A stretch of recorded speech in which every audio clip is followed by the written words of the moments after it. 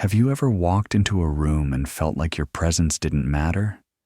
Like you were just there, unnoticed, not welcomed, not celebrated, not even truly seen.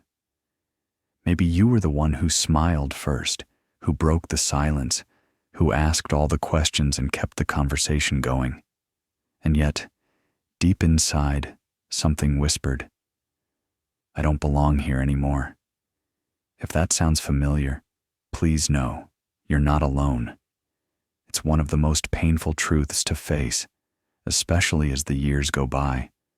You've given so much: love, time, patience, sacrifice. So when you realize that even those closest to you, yes, even family, have stopped truly seeing you, it hurts in a way that words can barely describe. They may still invite you to gatherings. They might still return your calls. But the warmth? It's faded. The connection feels thin. The depth you once shared now feels shallow. And perhaps the saddest part is, you keep showing up anyway, hoping one day they'll look up and notice, hoping they'll care the way they used to. But friend, let me gently ask, how many more times will you knock on a door that only opens out of obligation? How many more one-sided conversations will you try to breathe life into while they glance at their phones or keep an eye on the clock? How long will you keep giving when what you get in return is silence? We were taught, especially in our generation, that family means everything, that love is about giving endlessly, that you should stay no matter what. And yes, there is something noble in loyalty, something strong in resilience. But there's also danger, a quiet, creeping kind, in always being the one who understands, the one who forgives, the one who stays. Because in trying to be the good parent, the patient sibling, the selfless grandparent, you can begin to disappear from your own story. That's why today, I want to talk to you about something many shy away from. What does it mean to lovingly walk away from those who no longer respect you, even if they're family? This isn't about cruelty. It's not about slamming doors or holding grudges. It's about recognizing the value of your time, your energy, your peace. It's about choosing yourself. Let me share a story, one I've heard more than once. A woman in her 70s told me she still visits her daughter every Sunday, just like she always has. She brings dessert. She helps clean the kitchen. She plays with the grandkids. But lately, no one really talks to her. The kids are caught up in their screens. Her daughter is stressed. Her son-in-law barely lifts his eyes. So she sits in the corner, smiling politely. But inside, she feels invisible. When she returns home, she cries. Not because anyone was cruel, not because they said anything unkind, but because it felt like no one cared that she was even there. She asks herself, is it me? Am I expecting too much? No, dear heart, you're not expecting too much. You're asking for something very basic, to be seen, to be heard, to be respected. And if those things are absent, it's not love. It's routine, habit, guilt. And staying in that space week after week does something to your spirit. It tells you that your feelings don't matter, that being sidelined is just part of aging, that this is all you can hope for now. But I'm here to tell you something else. You have every right to protect your peace, even from your own children, even from your siblings, even from people you've known and loved for decades.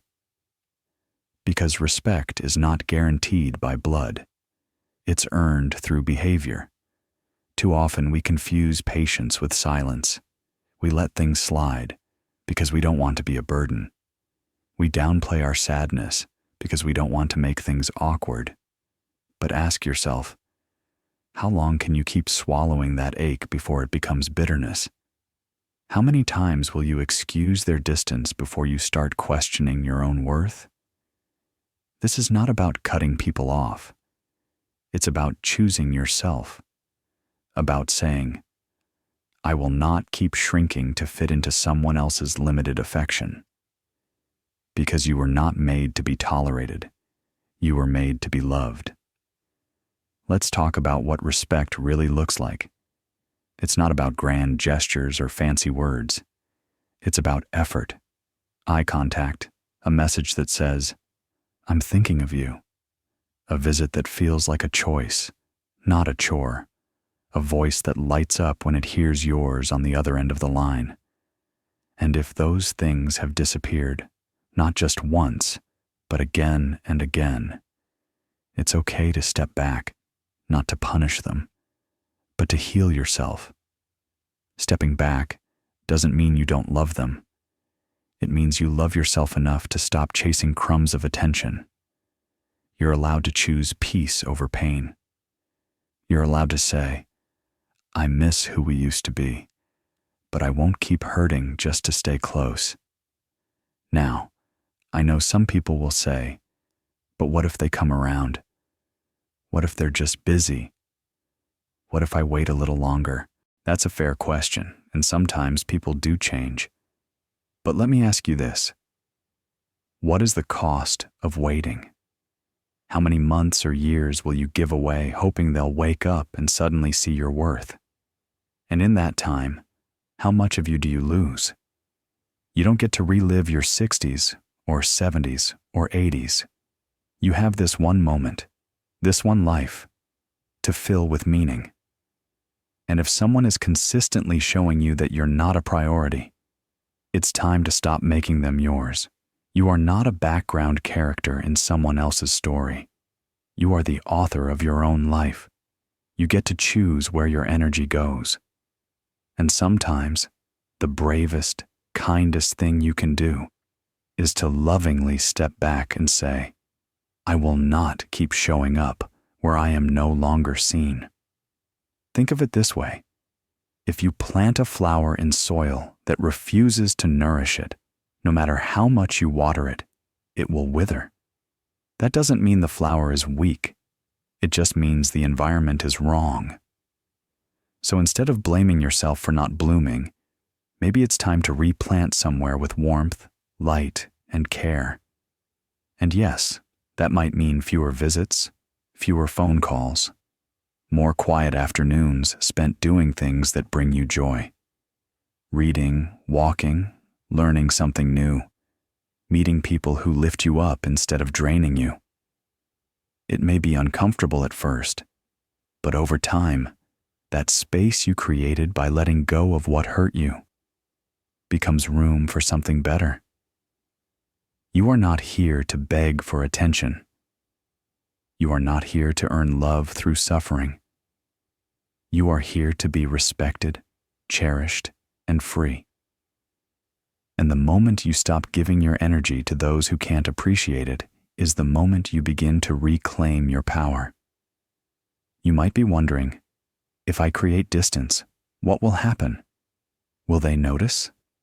Will they care? Will I feel even more alone? And those are important questions, because the answer isn't always what we want to hear. Sometimes they won't notice.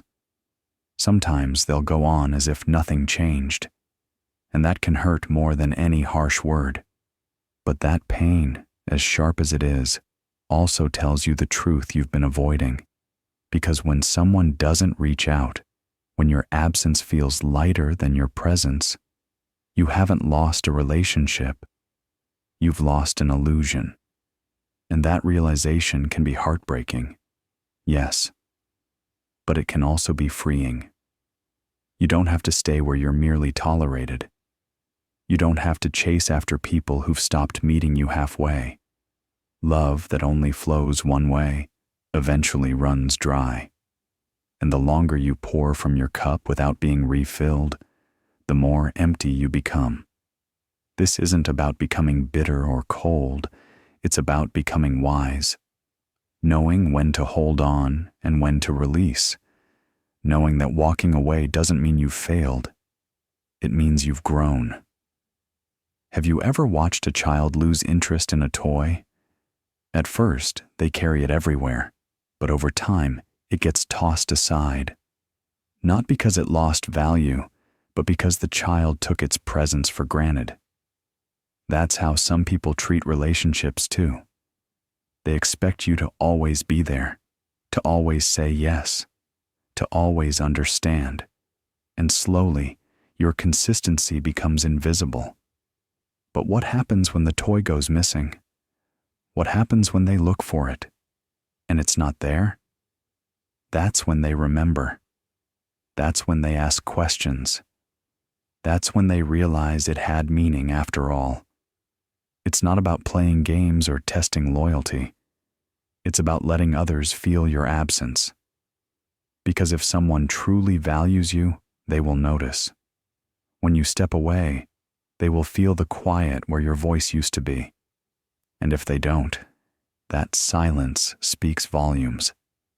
There's a kind of dignity that grows when you stop knocking on closed doors, when you stop asking for the bare minimum from people who have so much more to give and choose not to. You begin to remember who you are outside of the roles you've played for so long, outside of being the giver, the helper, the peacekeeper. And in that remembering, something powerful happens. You begin to ask new questions. What do I want for myself now? What makes me feel alive? Who do I want around me? Not out of duty, but out of joy. It's never too late to build a different kind of life, one where your presence is appreciated, not assumed, where your time is invested in people and places that bring you peace, where you don't have to keep proving that you matter because you've already decided that you do. There's a quote I love. You don't have to set yourself on fire to keep others warm. And yet, so many of us have done exactly that. We've burned through our patience, our time, our health, all to keep relationships alive that give little back. But love shouldn't leave you exhausted. It shouldn't make you feel smaller. Real love nourishes, it uplifts, it gives as much as it receives. So, if you find yourself always being the one to initiate, to remind, to fix, pause. Ask yourself, what would happen if I stopped? If I stopped calling first? If I stopped visiting just to feel unwanted? If I stopped bending myself to fit into their schedule, their convenience, their world?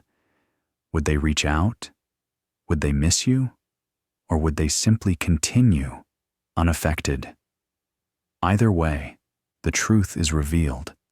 And that truth is a gift, even if it hurts. Because once you stop chasing what ignores you, you make room for what truly sees you.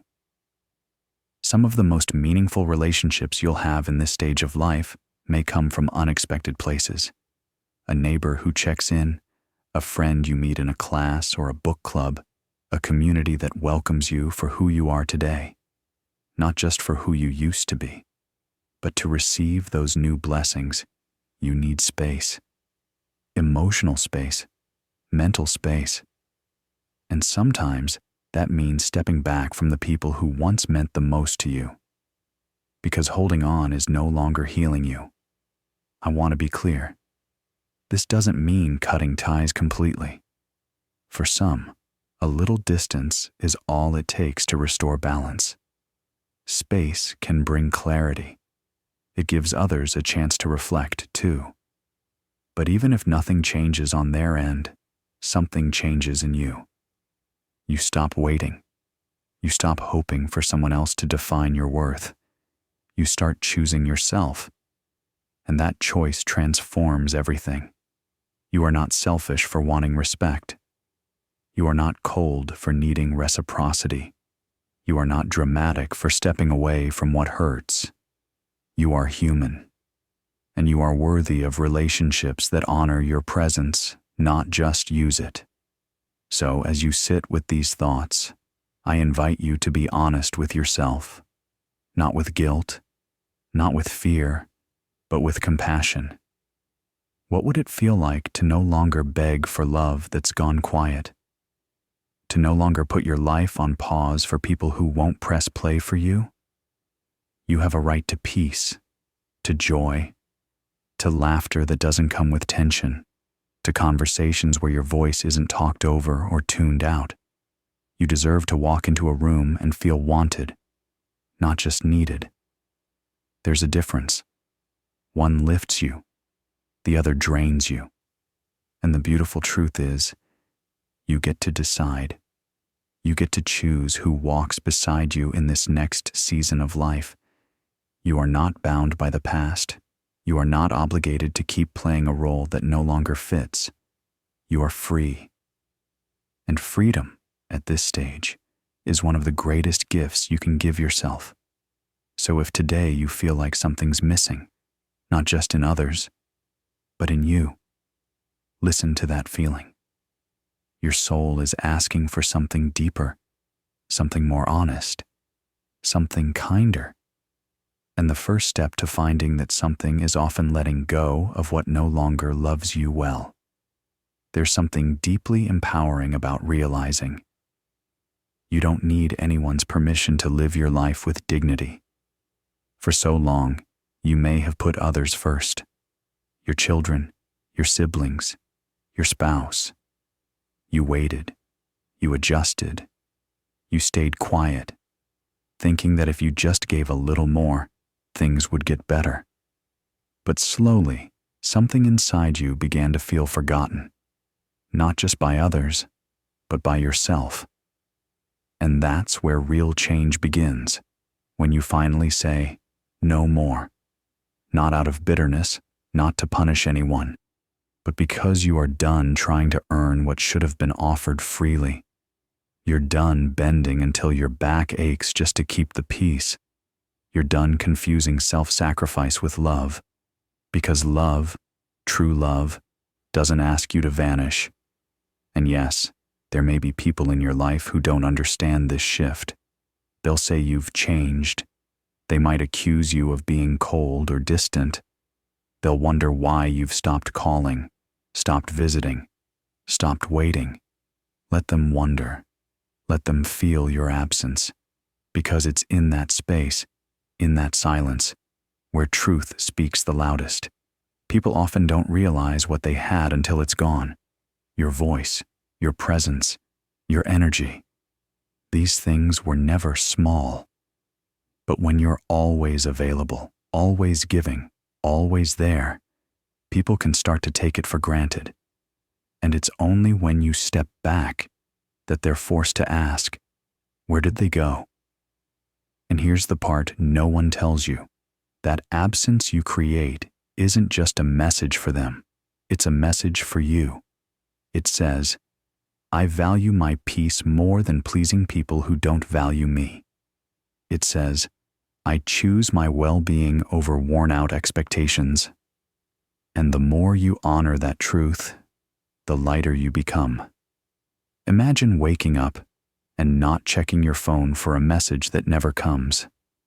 Imagine walking through your day without wondering if someone will finally remember your birthday, or return your call, or invite you over. Imagine releasing that weight. Can you feel how freeing that would be? Because you don't need to be needed to be valuable. Your worth is not measured by how much you give. It's measured by how much of yourself you keep. And the truth is, if someone's love for you disappears the moment you stop doing for them, that was never love. That was convenience dressed up as care. There is power in choosing solitude over disrespect. There is peace in silence when it means you've stopped begging to be heard.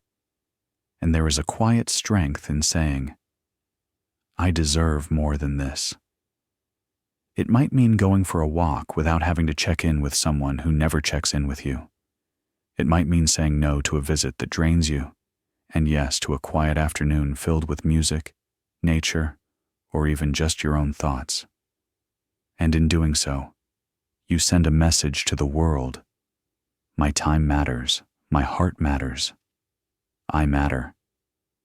We often fear that if we stop showing up, we'll be forgotten. But here's a powerful truth. If your absence makes no difference to someone, your presence never really mattered to them in the first place. And that's not a loss. That's a revelation. Because now you're free to invest in what truly brings you life, whether it's a hobby you've put off for years, a new friendship, or simply reclaiming your mornings for coffee and peace instead of waiting and worry. You are allowed to live a life that makes you feel whole. And I want to be clear. Choosing yourself isn't selfish. It's sacred. It's what keeps your soul alive. It's what sets an example for others, even your own children, of what it looks like to live with boundaries and grace. Because the truth is, people learn how to treat you based on what you allow. If you allow silence, they'll give it. If you allow disrespect, they'll repeat it. But if you draw a line, calmly, clearly, and say, "This is where I stop giving without receiving," some people will step up. And those who don't? They were never standing beside you to begin with. You don't need loud goodbyes. You don't need a dramatic ending. You don't need one last conversation. What you need is a choice. A quiet, clear choice to stop compromising your peace.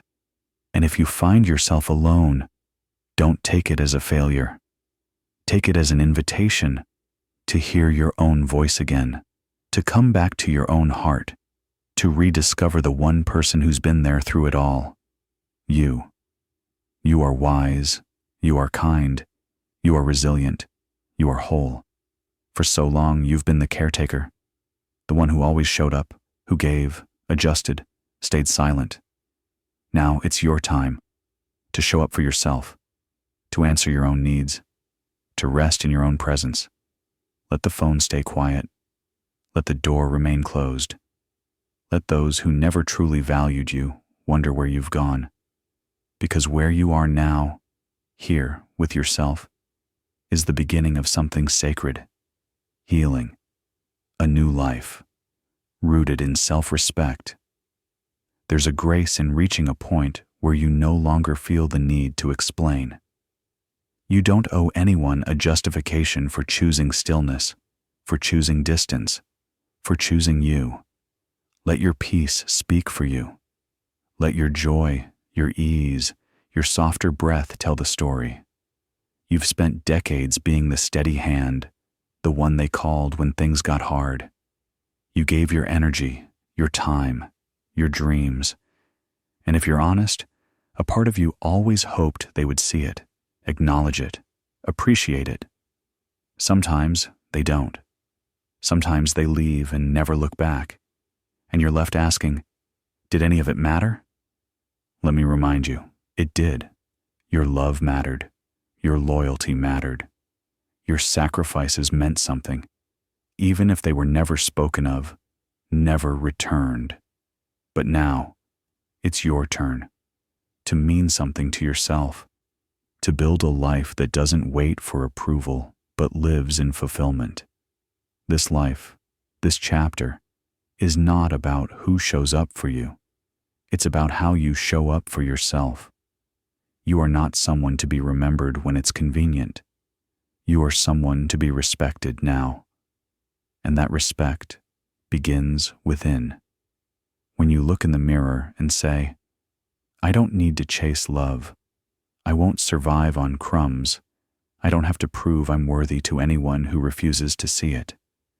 You may feel like time slipped away, but no, this moment is still yours. Come home to yourself. That version of you who still feels joy when sunlight hits the floor, who still laughs, still dreams, still breathes. She's there, waiting to be seen by you. As you choose yourself, you'll see something amazing begin to unfold. Your energy will shift. You'll stop asking for permission and simply take up space. And those who are meant for you, they will find you, not out of obligation, not from guilt, but because they want to. And if they don't, that's okay too, because you finally came back to the one who never gave up, you. You've carried heartbreak, endured silence, survived disappointment. But you're still standing, still here, still open, not for them to change, but for you to rise. This is not the end. This is the chapter where you take the pen and start again, where meaning isn't found in who remembers you, but in how deeply you remember yourself. Maybe you'll garden. Maybe you'll walk without checking your phone. Maybe you'll let go of waiting and just live. Day by day, being alone becomes less of a burden and more of a blessing. You rediscover your strength, your gentleness, your life. There's a quote I love: "As is a tale, so is life." Not how long it is, but how good it is what matters. And this part of your life can be so good because it won't be built on being remembered. It will be built on remembering yourself. So if today feels heavy, if you feel unsure, let it pass. Let it move through you. And then breathe, stand, smile, and say, "I'm not waiting anymore. I'm living." No more chasing empty invitations. No more shrinking to be included. You are not a visitor in anyone else's story. You are the author of your own. Let them misunderstand. Your piece is not their puzzle. You don't need permission. You need presence, your own. If they can't honor that, you walk away. Not in anger, in love. Love for yourself. It's time. Time to stop draining your soul for silence. Time to stop hoping someone will change. Time to stop offering your heart to those who stopped reaching for it. Your life isn't a waiting room. It's a sanctuary. You decide who gets in. So take that breath. Feel the earth beneath your feet. You're still here. You still matter. And the road ahead, it can be beautiful, peaceful, yours. Because now you're no longer trying to be chosen. You've chosen yourself. And in that moment, you didn't lose love. You found it. So here's to you, to your boundaries, your bravery, your steady, quiet power, to the moment you say, "I am enough, just as I am, and I will no longer stay where I am not seen." You've begun a new chapter, and I promise, what comes next is not survival. It's the life you've been waiting for. You didn't lose them. You found you. And that is everything.